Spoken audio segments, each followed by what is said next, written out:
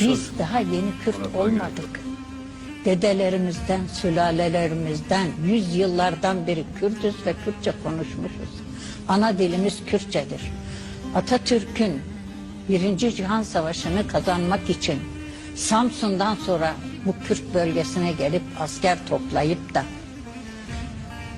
askerin önünde yürüdü ve bu Kürt askerleri peşinde bu savaşı ta Gelibolu'ya kadar yürüttü. Gelibolu'da gidin bakın ne kadar Kürt askerleri var şehit.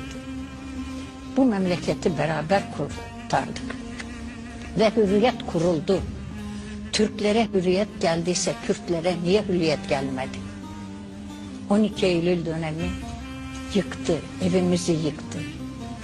Yok yere. Mahkemeye çıkarıldıkları zaman onlara güzelce anlatılabilirdi.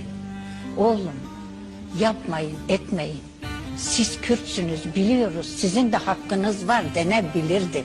Hayır, Kürt yok. Kürtçe konuşulmaz. Kürt'ün hakkı yoktur. Kürtler bu memlekette yaşamaz. Türkiye Türklerindir. Ama işgal zamanında Kürtler de işgal altındaydı, Türkler de. Kurtarma zamanı beraber kurtarıldı.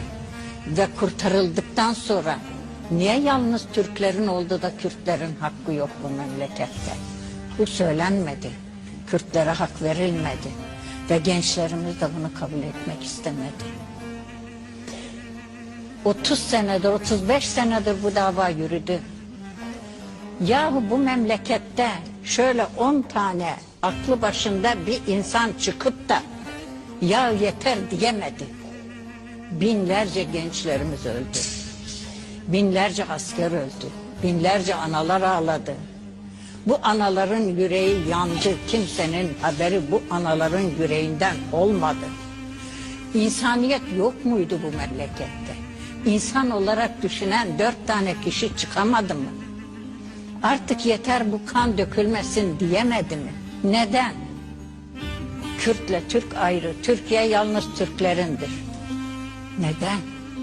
Ne için? Bu Kürtler başka yerlerden gelmediler bu memlekete. Bunları buradan çıkarmak Allah'a reva mıdır? Neden bunu yapıyorsunuz?